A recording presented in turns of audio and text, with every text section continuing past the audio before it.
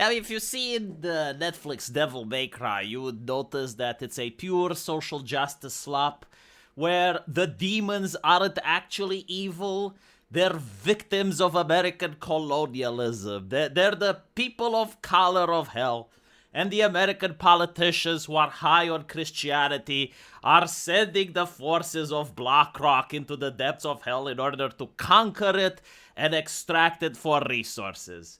And so you'd think, wow, that is exactly the story of Devil May Cry. The producer definitely understood the spirit and what made Devil May Cry such a successful game. And then you want to know more about him. It's like, well, how did he come educated to such a conclusion? And then you find this interesting gem. Absolutely right. Numbers-wise, eclipses everything else. Yep. But I'm passionate about Devil May Cry. Like, I love this thing. Yeah. And I love this niche thing. That's the most important And now thing, I can yeah. take it and hopefully blow it up to a point where I can expand it and there'll be more of it. Yep. Right? So, and I didn't know that there was a Devil May Cry 5 coming out. You didn't know? No. Wow. I got okay. actually unhappy when they so I signed the deal and I'm like, yeah, great, I'm doing it. And then they're like, good news, we have Devil May Cry 5 coming out. Were you hoping to play it before doing your adaptation? Is that what you're saying? Or you just... No, I actually thought the franchise was dead. Oh, I got... I mean, look, it makes sense, right? Like, from a Netflix mindset, if it's not a yearly release, then the franchise is dead. How do these people negotiate? This is what I don't get. Like, surely when you go to sign a deal for the IP, you can actually ask the questions. Like, they will make you sign an NDA, and they will say, all right, well, we're going to tell you, but we need you to sign this NDA and keep it secret, right? We are making Devil May Cry 5. Like, dude, isn't this like part of the whole negotiation thing? And then if you're making a movie, you're like, oh shit, you're making Devil May Cry 5? Fuck, like, can you tell me the story? Can you tell me what's about? Because, like, I want to incorporate my setting within the lore so I don't piss off the fans. But apparently, like, no communication, right? Not from the people giving the IP, not from the people taking the IP. Because this is not about art anymore. Like, sure, it's sugar-coated with like, oh, I want to make more for the fans and I want it to be great. But in reality, they view it as a product. And there's nothing wrong with viewing it as a product, but it's not a fucking car. It's not a chair. It's a piece of art, right? And so if you look at how people used to make games back in the day, a decade or 2 decades ago, they would look at video games the same way like Beethoven looked at music. I mean, sure, Beethoven was making music to make money, and probably he did, but like he was very passionate about what he was writing in order to make a masterpiece. And this is pretty much how Blizzard used to behave, and this is pretty much how Walt Disney used to behave. Like, they all care about money, right? Like, Mozart cares about money, Disney cares about money, but they also care about the actual work they're making, the entertainment. That's what came first and foremost. But it seems that now, corporations, especially the large ones, don't give a shit. It's like, oh, you're in charge of Devil May Cry, you have the IP. Someone wants to pay you so that they can make a movie. There's no hand-holding, there's no actual discussion. It's like, well, what exactly is the movie going to be about? Let's see if you're following the story, right?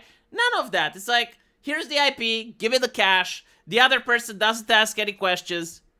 It's kind of interesting because, like, I spoke with another developer for my game in order to get a guest character in.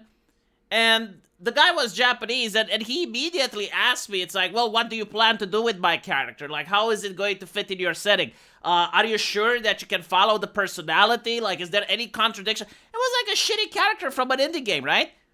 And then I find out in the world of indie, this is actually the norm. Especially if you discuss it with Japanese people or Eastern Europeans, like, they will give you a character from their game, but they want to make sure that you're keeping the vibe, that they follow the established canon and all of that. And when you look at these big companies, they don't even know that a new game is coming up. They're not interested. And people are making excuses. They're basically saying, well, hold on a little bit. Like he was developing this and it came out while he was developing it. It's like, all of this could have been figured out if both companies communicated. There was some discussion. There is no way that the people who own the IP of Devil May Cry actually knew about this movie and allowed it to happen the way it did. Got you. This was my thing. Like I liked Dino Crisis. I see. And I thought I was bringing this thing back, and I'm like, oh, this is like a modern fucking thing. Like this is ongoing. Then I should have done Street Fighter. Or. Oh my goodness. Oh, can you imagine Netflix Street Fighter? He's threatening us. This is a death threat. I need to report this message. I unironically feel threatened that he is now going to make a Street Fighter. And not to mention, right? None of his arguments make sense. It's like, okay, I don't want to make Devil May Cry because it's an ongoing thing, so I'm going to make Street Fighter, which is also an ongoing thing. Like, there's literally DLC coming up for Street Fighter. It's called Elena, right? You got Elena DLC, a new character coming up from Street Fighter now.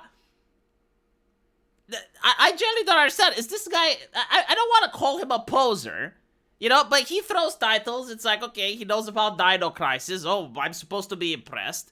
He knows about Devil May Cry. Yeah, I can see how much he knows by watching the Netflix adaptation. But then he's complaining, oh, well, I didn't expect a new one to come out. It's like, why? Why wouldn't you expect a new one to come out? Like, there was absolutely no indication that they're not going to continue the series. And then he talks about how, oh, I just want more Devil May Cry. I want more people to enjoy it. And then he's upset that a new title is coming out. It seems that this is a matter of walking contradictions. He says one thing, does another, says one thing, shows up he doesn't know, and gets upset when the reality comes out. How many of these people are working in Hollywood? I'm genuinely curious. Because that would explain why we're having such shit entertainment.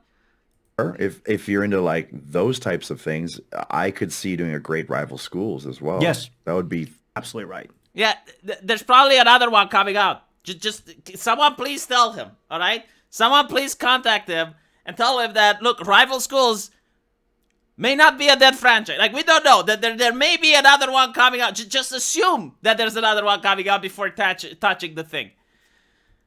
Why don't they make something new, though?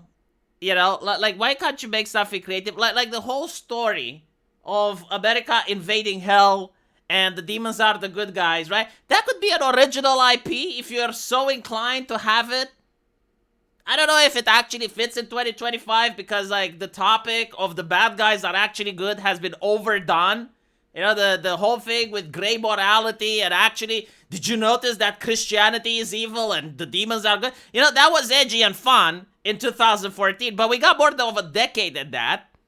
So, like, maybe if you actually made a story where the angels are good and the demons are bad and there's no in-between, then maybe people would actually watch it. And you wouldn't be scared that, oh my goodness, Devil May Cry 5 is coming out. Let me know what you guys think, though. And as usual, I will see you in the comment section. Take care.